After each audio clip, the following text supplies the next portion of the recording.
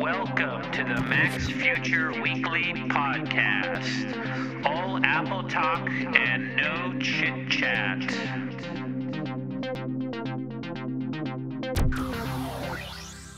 Okay, welcome to the Apple Podcast, and this is Lex at MacsFuture.com. And today is August 5th, 2011, and we have a lot of Apple news in August of 2011, so let's get to it. Okay, so the first story for today, Friday, August 5th, is Apple is getting closer to being number one. And what does that mean, number one? Number one in what?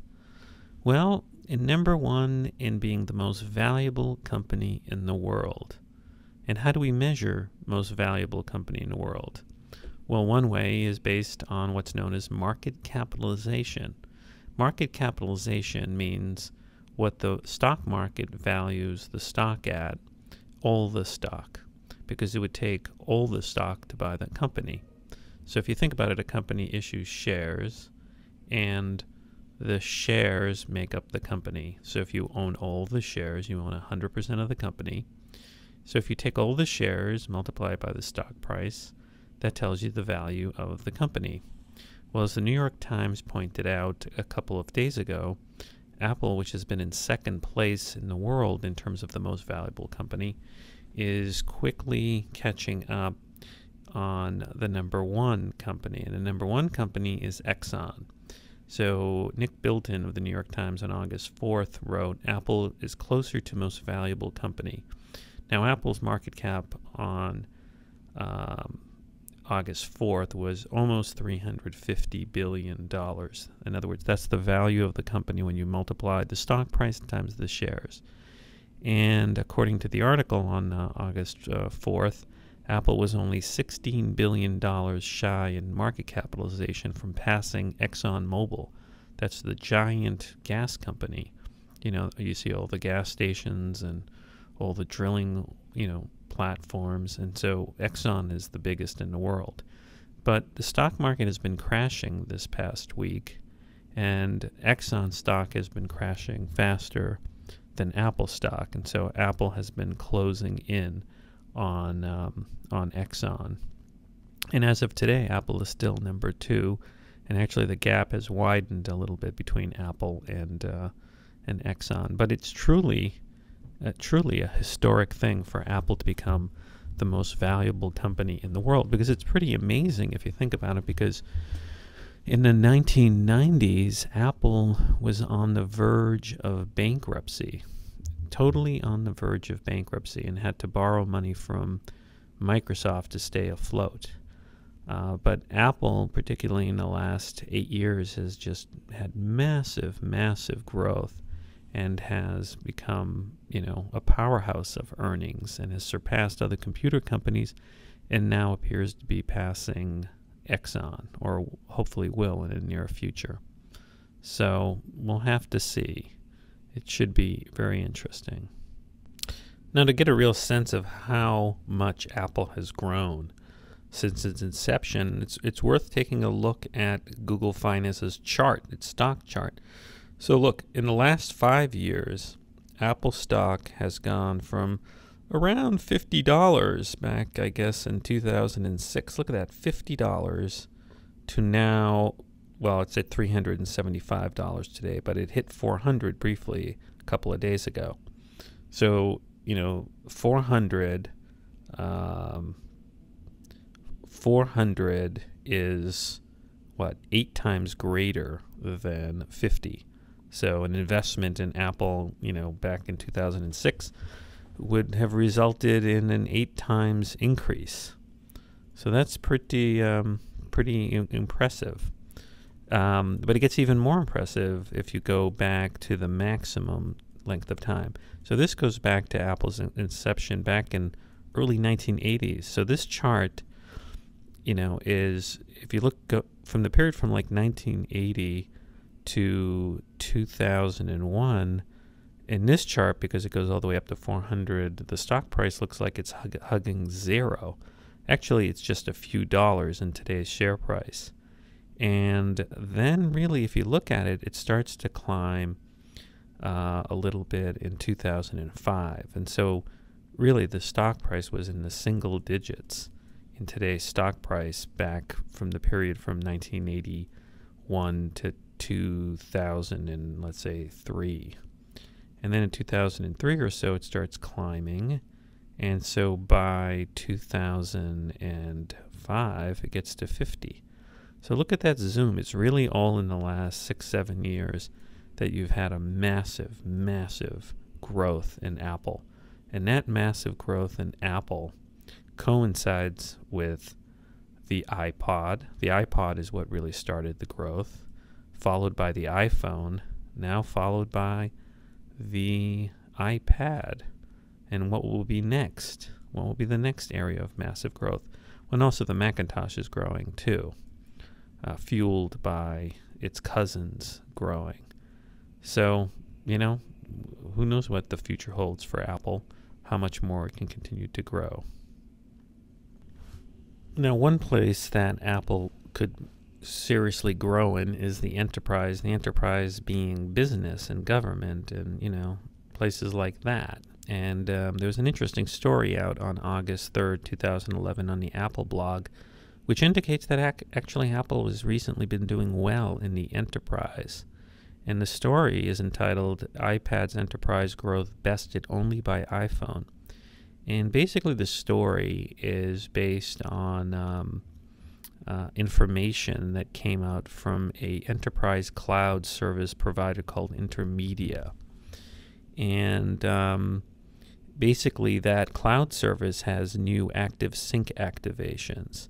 And it says that Intermedia handles about 350,000 premium hosted Microsoft Exchange servers, making it the largest such email provider operating worldwide. And it basically surveys the device makeup of its custom active sync capable smartphones and tablets.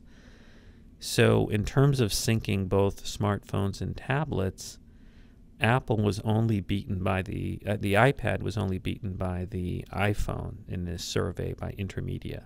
So the iPhone accounted for 57% of the InterSync active sync activation. So it's basically both tablets and smartphones. The iPad came in at 21%. So the iPad and the iPhone accounted for 78% of all activations among Intermedia's accounts. And, you know, coming in after the iPhone at 9% was the Motorola devices and then HTC devices. So, and it says here that finally LG, Nokia, Palm, and Samsung devices that combined for a total of less than 4%. So this is pretty interesting because it sounds like between the iPhone and the iPad, in terms of new activations on the enterprise, Apple is dominating, totally dominating compared to its competitors. So we'll have to see, because I think that's like one of the big last frontiers for Apple. Apple has never been really great in the enterprise. It's always been dominated by Microsoft. But Microsoft has really sort of missed the boat when it comes to smartphones and tablets, and so the Microsoft kingdom could be coming down. Okay, so let's discuss one of the more interesting and crazy stories this week, and that's a sort of a back and forth debate and attack, verbal attack that has been going on recently among corporate giants. And it all started with Google's legal officer, a lawyer named Drummond. I think it's their chief legal officer. And TechCrunch reported a couple of days ago that, it was on a blog post by this guy Drummond for Google. He ripped into Microsoft, Apple, and Oracle for having bogus patents and trying to strangle Android. And so this debate came, back and forth. And M.G. Siegler of TechCrunch started writing about it. And basically, this is what David Drummond said on a blog post that he put up on Google's main blog. He said, quote, "I have worked in the tech sector for over 2 decades. Microsoft and Apple have always been at each other's throats. So when they get into bed together, you have to start wondering what's going on," end quote. And then he's going on to say that Google's rivals have an anti-competitive strategy, and that they're driving up the price of patents on the market to insane levels. Now, let me give you the backstory here, is that recently there are all these patents up for auction from companies that are bankrupt, and it was either Nortel or another big tech company that had like thousands of patents up for sale. And Google, as well as other major companies, started bidding on these patents. And what ended up happening is Google bid billions of dollars, but in the end, a consortium that included Microsoft, Apple, I believe, and RIM, and maybe Oracle, as a consortium, won those patents. So why are these patents important? Because there's a lot of patent lawsuits, particularly flying around these days between Apple and Samsung. Microsoft is suing HTC, I think, or it got some licenses, and it's all over, alleged patent violations by software companies and by device makers, particularly over the Android devices. And Drummond, some would say, acted in a very childish way, sort of, complaining about Apple and Microsoft.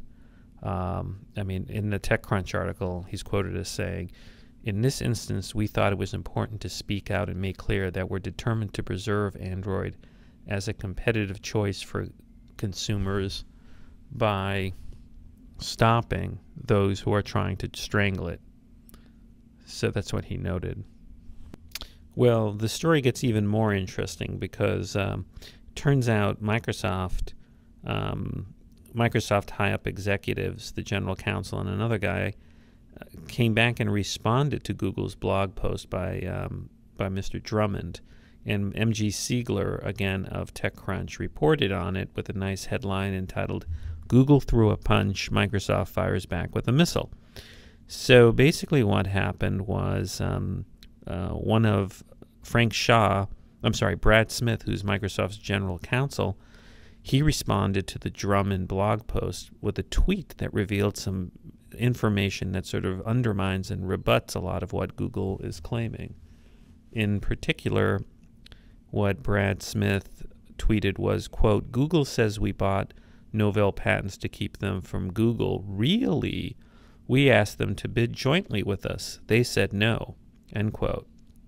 And then another executive from Microsoft named Frank Shaw, who's the head of communications, he followed with the tweet, quote, "Free advice for David Drummond. Next time check with Kent Walker before you blog," and then a little smiley face.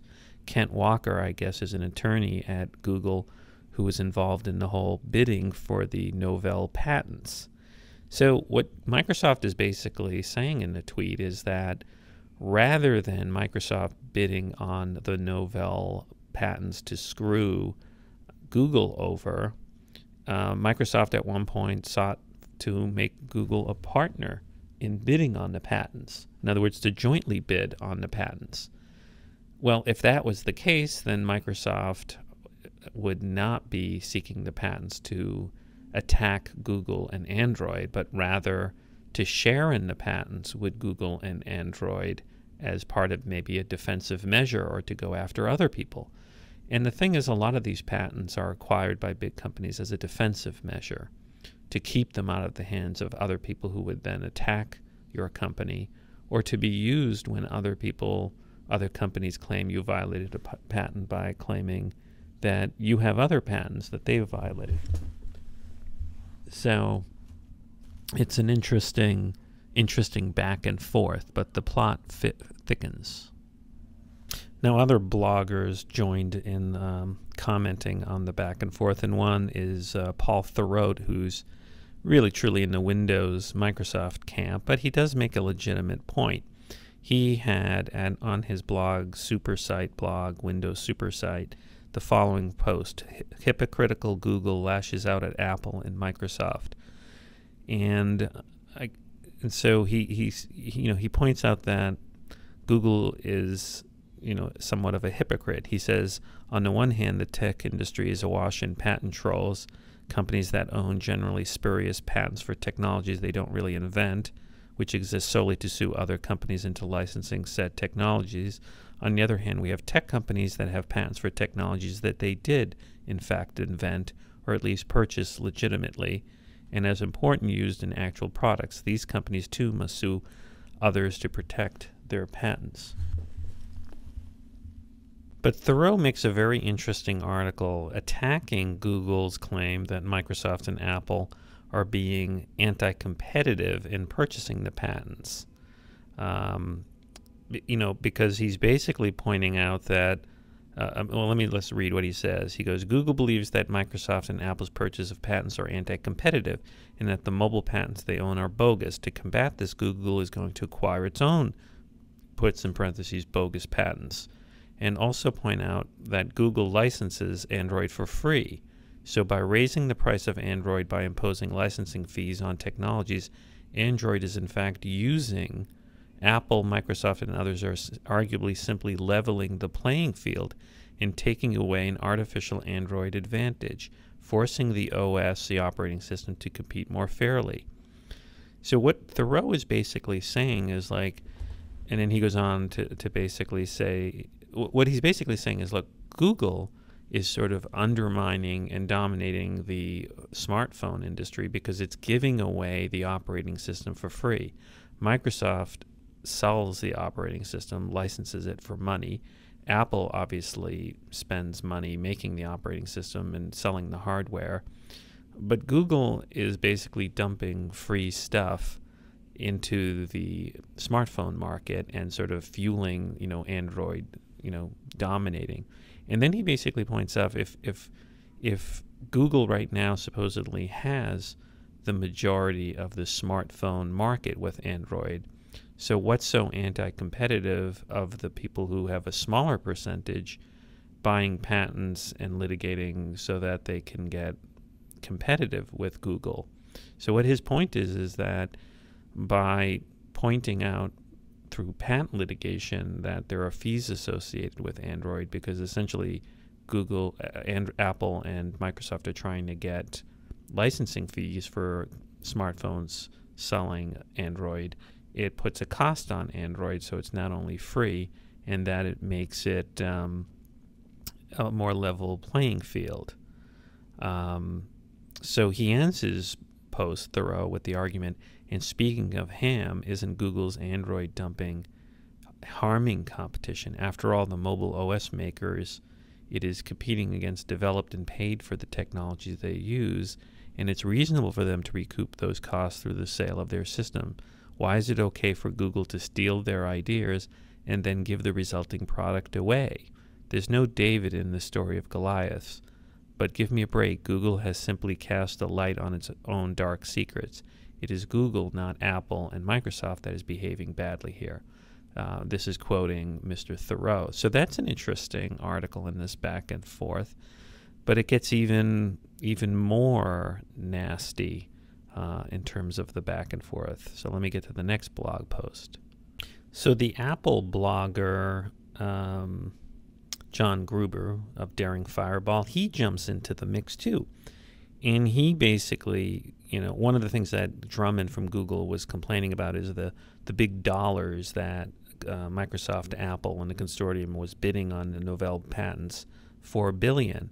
But Gruber points out that the initial $1 billion for the Novell patents, the bid, was set by Google itself. And then he points out that when the auction actually got started, Google bid $3.14 billion. So Google helped drive up the price of the patents, and then in the end, Apple and Microsoft and others bid a collective $4.5 billion. So his point is that Drummond was complaining that the patents are bid much more than they're worth, but Google was part of the bidding. And he basically he says that Google's being absurd here, that there are bogus patents, but here there are patents that are the patents of companies that have actually invented stuff, like Microsoft and Apple.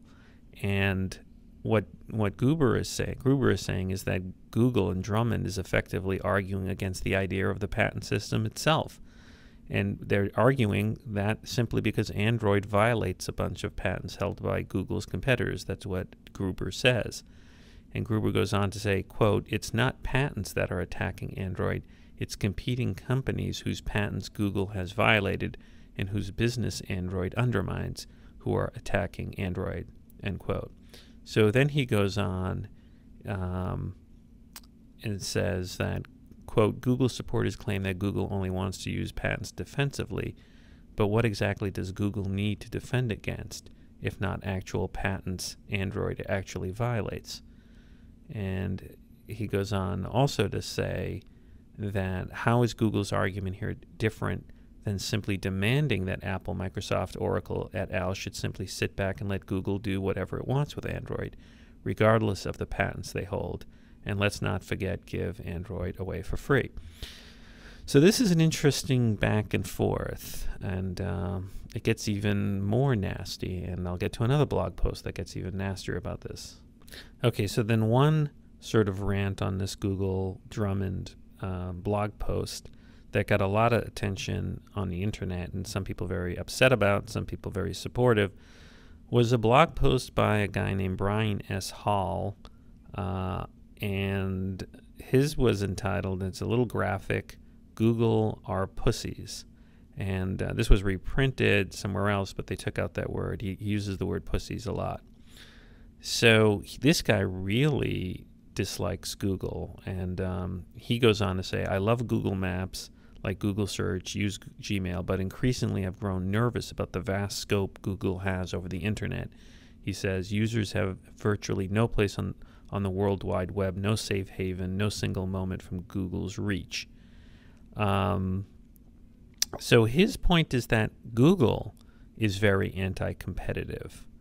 And so I'm going to jump ahead in his post, and he says, "I have come to dislike much of Google because they very quickly went from big company that sells my personal information to strangers, which makes me nervous, to a company that innovates at nothing, yet spends billions of dollars from one business to enter new markets and destroy existing businesses." So now this is a very interesting point from an antitrust point of view. Now remember, it looks like the Justice Department is investigating a number of people. But Hall's point is that Google may be the one doing the anti-competitive stuff. Now we heard from Theroux, who basically says the anti-competitive stuff is that Google's giving away Android for free, and that Google has a dominant position in the smartphone market. But Hall points out that Google he's making actually a stronger anti-competitive argument about Google. He's basically saying that, look, Google has monopoly power in search, and that Google is using its money from the monopoly power in search to enter other markets in a predatory way. This is essentially what Hall is arguing. He says, this is exactly what he says, that Google, because they very quickly went from a big company that sells my personal information to strangers, which makes me nervous, is now a company that innovates at nothing, yet spends billions of dollars from one business to enter new markets and destroy existing businesses. And he goes on to say, Yelp gets popular, and this is his list. He says, Yelp gets popular, copy their info, shove Yelp to the bottom of the page, and put Google Places and reviews at the top. Then he goes on to say, Groupon won't sell, spend billions from other businesses to destroy them. Twitter and Facebook innovate on search, take their content, whine when they try, and stop you, then spend billions to prevent their growth and hopefully destroy them. Apple, working on a touchscreen smartphone, spend billions from another business and copy everything you can, down to swipes and apps. Need a smartphone operating system with Java? Take Java and use it for your own ends. Need a location mapping technology and Skyhook won't sell? Spend billions from your monopoly profits and strong arm your partners and drive Skyhook out of business. Buy up the big travel search sites, claim you are open source but share nothing related to what your business claims to be about search and nothing related to how you make your money advertising. Claim you are open and standards-based but control who gets access to your smartphone operating system. Like all rich monopolists, they spend millions hiring high-priced lobbyists and public relations teams inside the Beltway for the direct benefit. So these are Hall's arguments. And so this is really getting to be an interesting fight, and Apple's involved in this because, you know, while Hall is kind of obnoxious in how he makes this argument, you know, saying Google are pussies,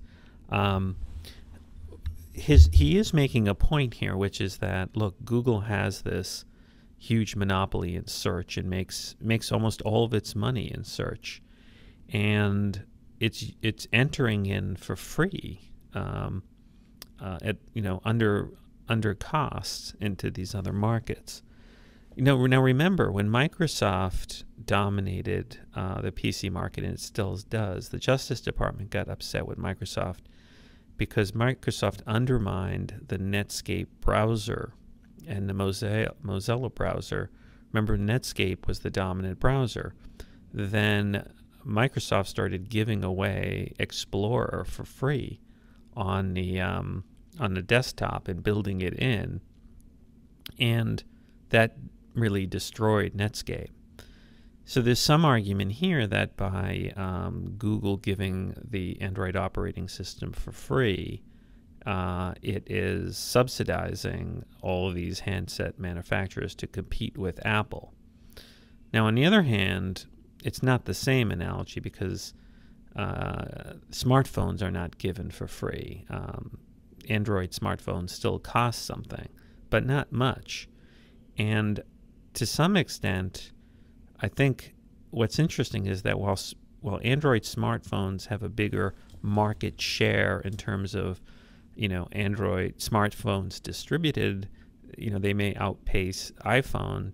A recent analysis came out that showed that Apple makes 2/3 of all the profits in the smartphone market. So Apple may have the high-end smartphones.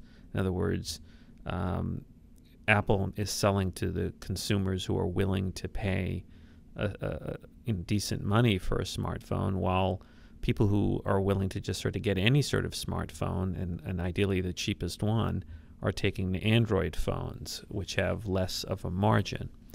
So it's an interesting back and forth, and we'll have to see, you know, how this shakes out. But I think what's going to happen is that Apple's going to score some more hits on the Android devices through patent litigation and eventually get some sort of licensing fees. Microsoft already gets some licensing fees from every Android phone that's sold, and actually gets more money from that than selling Windows phones. And I got to tell you, I'm sort of in the middle on this back and forth argument that all patents are bad, and on the other hand, people saying, we got to defend patents. And I think this should be a decent middle ground somewhere, because I do think it's unfair if some company spends a lot of money and really figures out how to create a device like the iPhone, and then somebody else copies it. Now, some people who defend Google and Android phones say, the iPhone's an obvious device. And so if something's obvious, you shouldn't be able to patent it or copyright it or defend it. But if the iPhone was so obvious in terms of smartphones, how come we haven't seen anything like it prior to the smartphone? Really, phones were completely different looking than the iPhone when the iPhone first came out. The iPhone, when it first came out, was truly revolutionary. So I don't think that argument really holds true. I think, I think Apple really broke new ground with the iPhone, and there is some copying going on. Okay, let's move on to some other stories. Cult of Mac has an interesting story out on August 4th, which really is bad news for BlackBerry and its manufacturer RIM.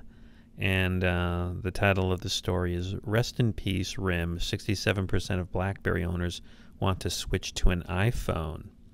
And let's see, the news comes from Piper Jaffray, which is a securities analyst, and there's an analyst there named Gene Munster who covers Apple, and he said he studied 216 smartphone users, and the study found that 67% of BlackBerry owners plan to buy an iPhone as their next handset, and just 26% of BlackBerry owners want to keep the RIM handset. And the study also found that 94% of iPhone owners said they will buy a new Apple smartphone. So it also, Gene Munster found that just 42% of Android owners want the Google software to power their next smartphones. So Apple seems to have the strongest customer satisfaction and customer loyalty, and it sounds like people are willing to defect from BlackBerry very quickly, and even Android has some defection coming up. And I mean, look, with BlackBerry, the problem is their operating system stinks. I have a BlackBerry. I use it in the enterprise. The place I work at gives me that. But the phone that I use the most is the iPhone because it's just more handy. You can do more things. The BlackBerry is essentially just good for email. You can't really read documents on it. It's very tedious. Launching a browser is very tedious. And RIM essentially has dropped the ball because RIM sort of had a lock on the enterprise and, companies and government agencies and all that. And they didn't innovate quickly enough. They sort of got fat on their profits. And I think Android devices and iPhones are invading the enterprise. I think more and more where I work, I see people who never had anything but a BlackBerry or like a regular cell phone buying an iPhone. In the last few months in particular, it's escalating. I know so many people who have gotten an iPhone 4 in recent weeks, including people who've been holding out and maybe previously had a 3G iPhone. But also people are buying iPads left and right. Just in the last few weeks, several people I know who are never big Apple fans just went out, bought iPad 2s. So, this kind of loyalty seems to be growing. Now, in recent days, there was a rumor that a certain product from Apple was going to disappear and go into extinction, just like the white MacBook. And that is the Magic Mouse. Remember the Magic Mouse? That's that little thin mouse that has a little bit of touch sensitivity on the top. Well, cultofmac.com reported on August 4th that there were indications from a reliable source that Apple is discontinuing the Magic Mouse in favor of the Magic Trackpad. And the story claimed that a retail source informed Cult of Mac that the Magic Mouse inventory is not being replenished and that Apple is phasing out the Magic Mouse. So that sort of made sense because there's nothing particularly magic about the Magic Mouse. It's a decent mouse. The magic part would be the touch part, and the touch part is very limited. You can sort of flick around and lie in with the Magic Mouse with 2 fingers, but the Magic Trackpad is much more magical and much more useful. And Apple is now giving you the choice of just getting the Magic Trackpad as a standard feature with a desktop Mac when you buy like an iMac. Well, Cult of Mac later updated its story to say, our source now informs us that while Magic Mouse disappeared from inventory earlier today, it has now been resurrected with a new part number which may imply an upgrade. So I think it was premature to say that the Magic Mouse is going away because I think Apple's not ready to ditch a mouse altogether. And if it's going to make a mouse, it's going to put some touch features in it. as a way to transition people to the Magic Trackpad. So it wouldn't make sense for Apple to get rid of the Magic Mouse unless it was prepared to totally chuck the concept of a mouse. The problem is that's a little too quick for Apple, because I think too many people are still hooked on the mouse. They've been trained on the mouse. And even though the Magic Trackpad is fantastic and easy to use, I still think that Apple's going to have the mouse around for at least another generation or two of Macintoshes. Okay, as you know, I'm loving the MacBook Air, the brand new one that I got, but I'm loving it even more because I made a little discovery, and that is that the MacBook Air's, the SATA chipset that's inside the MacBook Air is a significant upgrade from the one that existed in the prior MacBook Air. And what the SATA connection is in your MacBook Air, it's the connection between the processor and the drive that you have in there. And that, in this case, it's a SSD drive, a solid state drive. And what it has is if you look at the specifications under System Profile, on my blog I have a picture of it. It says it's an Intel 6 series chipset, 6 chipset, and that this the link speed of the Intel 6 series chipset is 6 gigabit. And now what's interesting, it says the negotiated link speed is 3 gigabit. So what that means is the solid state drive that I have in there from Apple is a Samsung, but that it communicates at 3 gigabits, and that's the speed, how much data goes in there. And what the profile tells me is that actually it can take a much faster SSD that has a 6 gigabit connection. That would make it twice as fast in terms of read-write speed. So the good news is that you can upgrade the MacBook Air. There's a company, Otherworld Computing, and if you wanted to, you could upgrade it and put in a flash SSD drive that runs much quicker than what you have currently in your brand new MacBook Air. Okay, so to get a sense of how quick your MacBook Air is, there's a program that I use called ZoneBench, and ZoneBench does sort of a read-write test on your SSD drive. And as I'm talking to you now, I'm going to run the test. I can get faster speeds. But look there, if you're looking at this video version, it ran a read-write speeds, and it's reading and writing at 253 megabytes per second. That's pretty quick. To give you a sense of how quick that is, on my iMac, which is a brand new iMac, I have a regular drive, and it's reading and writing at like maybe 50 megabytes per second. So this is like 5 times as fast, and that's one of the reasons why the MacBook Air is so zippy. But the thing that's so cool is that if you upgrade and go to a company like Otherworld Computing, you can get a SSD drive put in that's at 6 gigabit, and it will read and write maybe at 500 megabits per second. So I think, look, eventually Apple is going to put in the MacBook Airs or the MacBook Pros or the iMacs, the faster SSD drives, but because they're just coming out. But you see, we're going through a massive change in computing, and it really started with the iPad, because Apple put the SSD drives in the iPad, and that's why the iPad, even though it doesn't have that powerful a processor, is so zippy. But what's going on with computing is, as we see these SSD drives go into things like the MacBook Air, the MacBook Pros, and the iMacs, computing changes.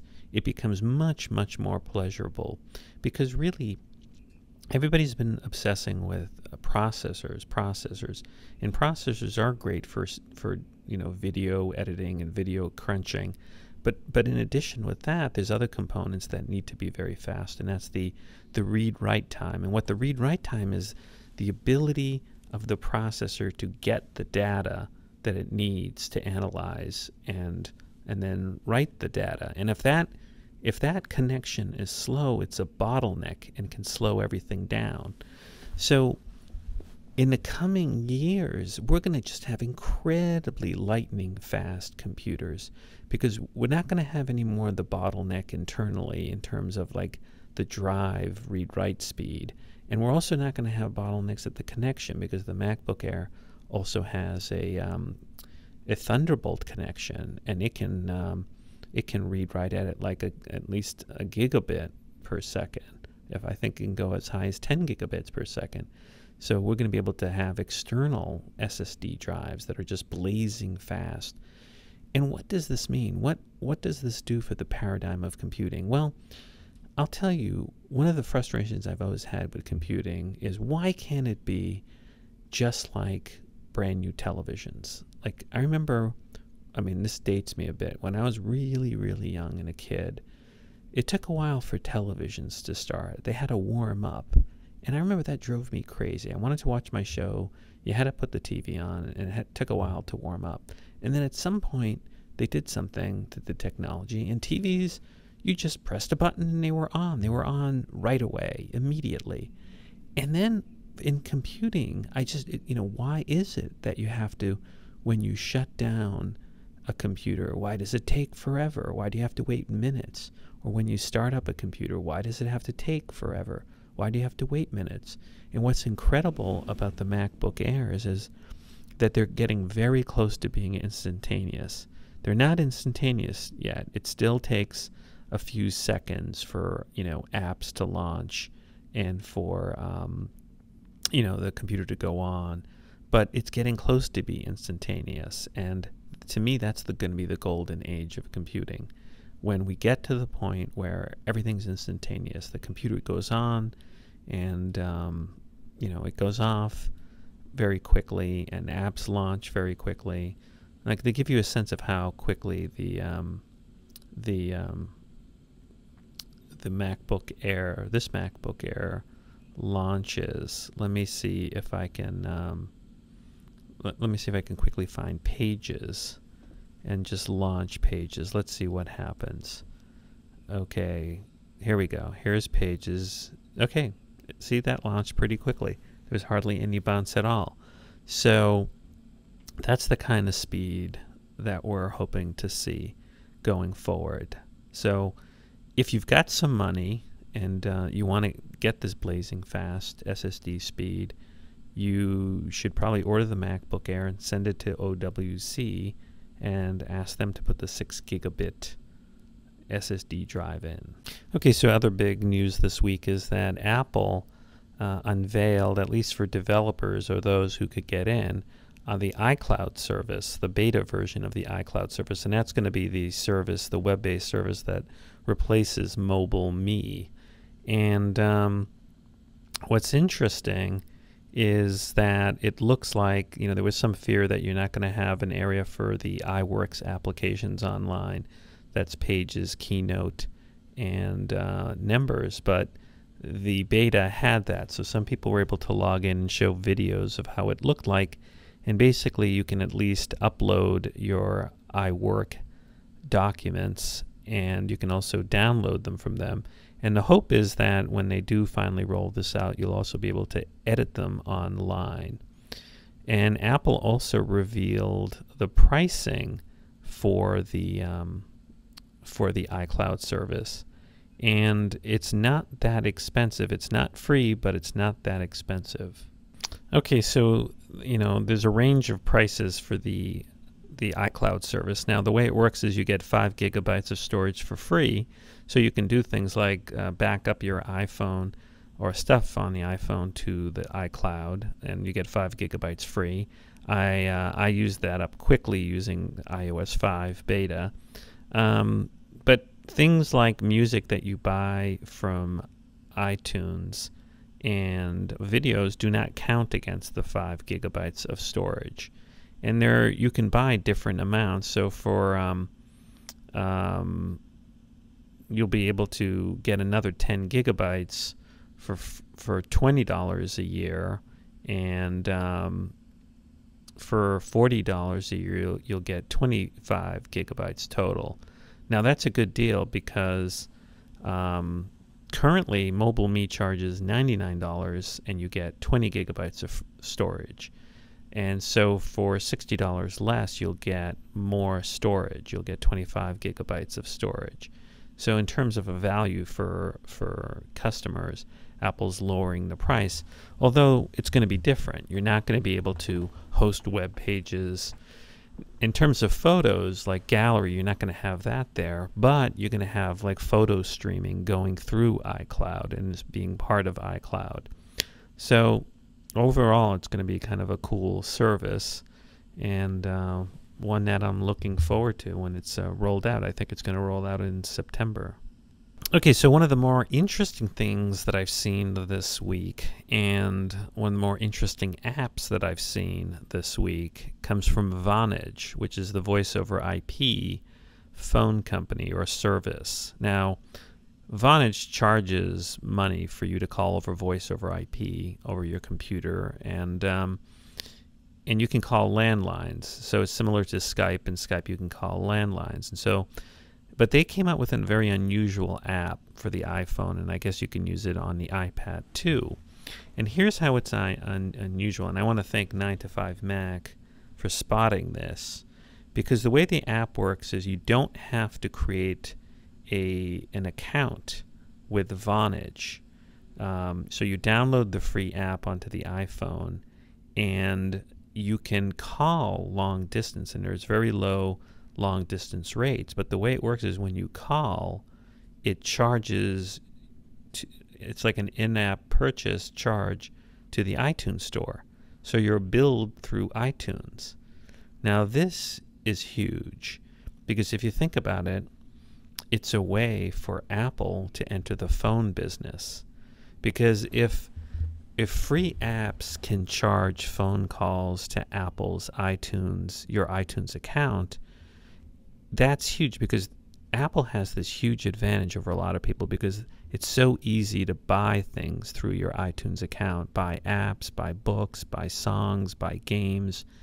And now if you can buy services, that's huge. Now, I mean, what if Apple did this? What if Apple created a free app, a phone app, a voice over IP app, and basically said you can get billed through your iTunes store. I mean, Apple could buy Vonage.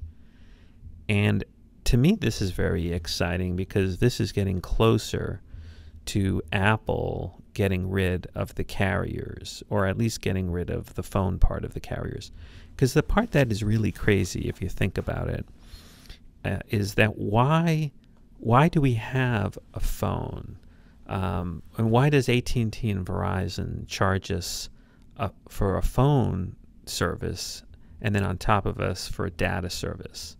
Because, and I figured this out, like the cheapest phone account with AT&T costs, let's see, AT&T charges something like $55 for the iPhone calls, plus $30 for unlimited data, or $25 for 2 gigabytes of data per month.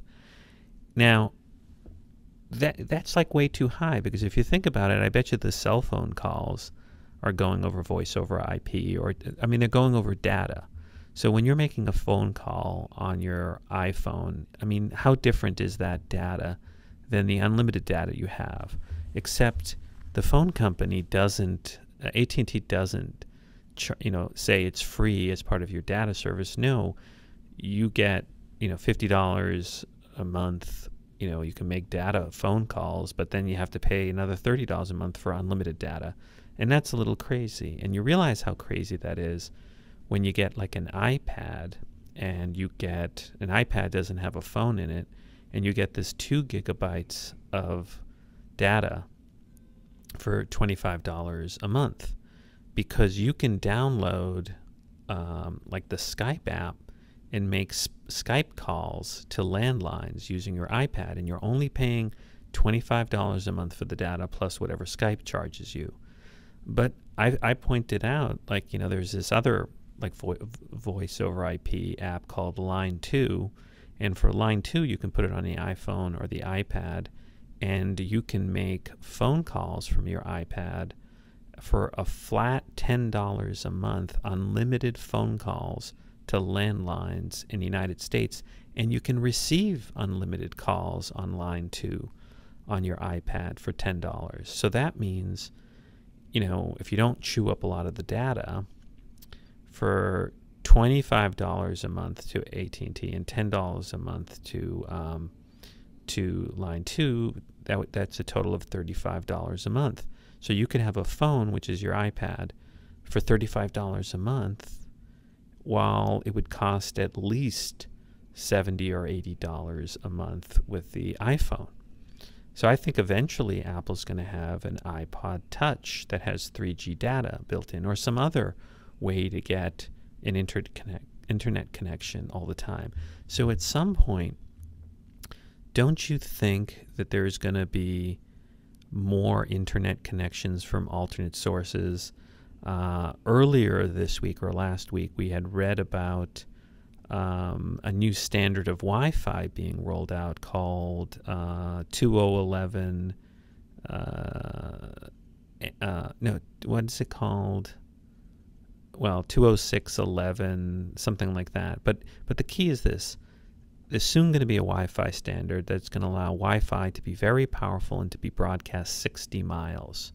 So what do you think is going to happen in a city like New York or some other city when you have Wi-Fi blasted out of internet connections at $60, at 60 miles?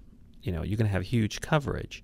So at some point, if you were like mainly living in a city and there was just free Wi-Fi all over the place, blasting all over the place, and you had a device that could make voice over IP calls and receive calls from anywhere, why would you pay for an AT&T or Verizon phone number? Wouldn't you just, you know, pay for data connection?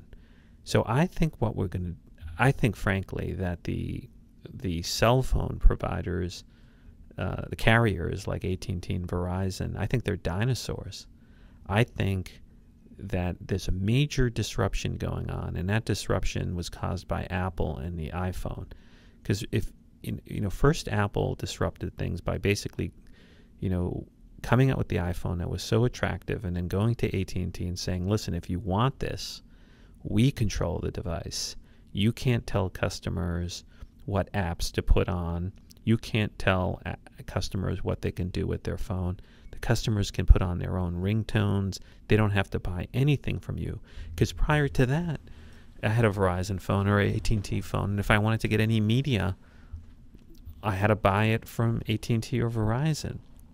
I had to, I remember I had this Verizon phone.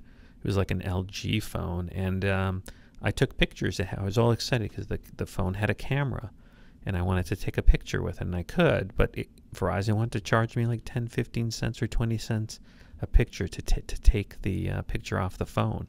They had these crazy rules, and they crippled the phone so that I couldn't use the USB connection to connect it to my computer to offload the pictures. So it had a USB connection, but they crippled it. And Apple revolutionized the cell phone industry by getting that first contract with AT&T and saying, no, you can't control this phone. You're just going to provide data and a phone connection, and we're going to take care of the rest. And Apple made it a computer. So really what you have is a computer with a data line. And there aren't going to be things like phones anymore. Instead, people are going to have computers, portable computers. In fact, calling these things smartphones is a misnomer. They're less a phone than they are a mini computer. They're a hyper-portable computer with connectivity. So what we're seeing is we're having hyper-portable computers with connectivity, which then allow us to communicate. Because if you have a computer and you have connectivity, you can communicate by any means with anybody. And that's what we're seeing. And so this Vonage app is a breakthrough, because it's the first one that I saw that makes it really easy to make voice over IP calls and call landlines. And you don't even have to rip out a credit card and create a new account. It's all done through Apple's iTunes Store, and Apple's taking a 30% cut. And I think it's very clever of Vonage to do this because there's no hassle. There's no commitment. You want to make a call, you just use this, and Vonage gets a cut, and Apple gets a cut. So it's a huge breakthrough. Now, speaking of Apple, there is some news from All Things Digital. And actually, speaking of the iPhone, there's some news that the iPhone 5 is not coming till October. I know everyone had been hoping that it was going to come out in September, but All Things Digital is claiming that it's going to come out in October. So maybe it's going to be the first week of October. Maybe they'll announce it in September and, start taking pre-orders. I think it's going to be a huge, huge hit. The rumors are that it's got a thinner design, it's going to have a slightly wider and bigger screen, and it's going to have a much faster processor. It's going to have probably the A5 processor that's in the iPad, which is a dual-core processor. On the iPhone, that's going to be zippity fast, and it's probably going to have an 8 gigabyte camera, so it's going to have a better camera in it. So, my view is it's always worth getting the best iPhone. Some people I know will sort of nurse an older iPhone for longer, and they say, well, why do I need a newer iPhone? And the reason you need a newer iPhone is because you won't really understand until you get it. And there's a number of things that make it worth to upgrade. One, whenever you get a faster processor on these iPhones, you notice how much quicker and responsive the iPhone is. Now, you may think your current iPhone is very responsive, whether it's a 3G iPhone, the 3GS, or the iPhone 4, but then when you get the faster iPhone, it's even more responsive because it has a better processor. And that really does make a difference. You end up using the functions, you end up using the apps, you end up doing more things with your device. It becomes more powerful. Frankly, as the iPhone becomes more powerful, it can replace your actual computer. Already there are apps on the iPhone that can do powerful things, like there's an iMovie app that can edit movies and render them. Well, you're going to be rendering those movies quicker with an A5 chip. And, at some point, it can run other things more powerfully when it's connected. For example, I've on occasion taken my iPhone and connected it to an external monitor using the dock connector to HDMI or to DVI or VGA, and it's incredible because then you launch the Pages app and you essentially have a word processor. You have a computer there, and you can also connect by Bluetooth the keyboard.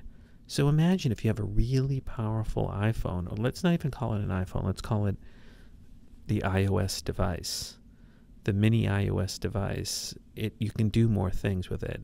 The other reason I always get it is because the camera is really good in the iPhone, in the iPhone 4, and it's replaced my carrying these heavier cameras around. And so the better the camera is, the more you're going to use it. And because this device is always with you, it's more useful because you can take pictures in the most unexpected moments. And that's what makes a really good photographer. So now what I hope is that when it comes out in October, AT&T and Verizon accelerate the time that people can upgrade. And AT&T did this last time with the iPhone 4. I wasn't due for a fully subsidized upgrade last June 2010 when the iPhone 4 came out, but AT&T, fearing that Verizon was going to be soon selling the iPhone, threw a bone to its customers and said, we're going to accelerate and let you upgrade now and get the full subsidy. And currently, I'm not due to get the full subsidy for an upgrade till February 2012, which is just a few months after when the iPhone 5 comes out. And if AT&T was clever, they would give me that full upgrade in October, because then they would lock me in some more. Because if they don't lock me in and February 2012 comes along and I can get, well, I might have to wait a little longer, couple of more months to get out of my contract, I may then switch to Verizon. So this sort of throwing this early upgrade, I think AT&T should do it. And if they do, I'm going to be standing in line and getting that iPhone 5. To two other pieces of news, and we'll call it a day. It looks like the Lion USB stick that Apple is going to be delivering to people who want to have the Lion operating system on something that they can install themselves is now available, and some people can get it for free. From well, hold on. I think it's saying it's debunked. But Apple is shipping for $69 the USB stick. Now, you can make it yourself if you have downloaded the Lion installer and still have it on your computer. You can right-click on it and look under Packages, and you'll find an image, and you can burn that image. But if that's too complicated for you, you can pick up for $69 the Lion install USB stick. The other thing I want to talk about is a little tip, which is, the current form of Lion on the Mac, you can't see your hard drive or you can't see the library for your user account. But there's an easy way to do that. You just go to the Finder. Let's see if I can show the Finder here. Now, if you go to the Go part of the Finder, you won't see the library. However, if you hold down Option, watch what happens. I hold down Option, and the library just sort of pops in there. So you can just select Library into that menu, and you'll be good to go. Now, one little tip. I was looking into the library because I had a little problem with my computer, and I noticed that my library folder was massive. It was massive. It was 100 gigabytes, and I couldn't figure out why. And I figured out in the end that I had many, many backups of my iPhone in a mobile sync folder there. And so basically when you back up your iPhone to iTunes, it creates a package of, and it can be a pretty big package if you have a lot of data on your iPhone. So I actually freed up 80 gigabytes from my iMac just by deleting old backups from like a year ago of my iPhone. So that's something to watch for. Anyways, why don't we call it a show? These are the last two stories. Okay, so this is Lex at MacsFuture.com. Thanks for listening to the Apple podcast. And remember, if you want a Google Plus invitation, just email me at MacsFuture@gmail.com. Again, this is a chit-chat free podcast, and any positive feedback in the iTunes store would be greatly appreciated. Any ratings or positive reviews would be really appreciated, because I do this for the love of Apple products, technology, and I'd like to keep this podcast going. And so the more people listen to it, the more it keeps me motivated to do it. So thanks for listening, and see you next week. This has been a MacsFuture production.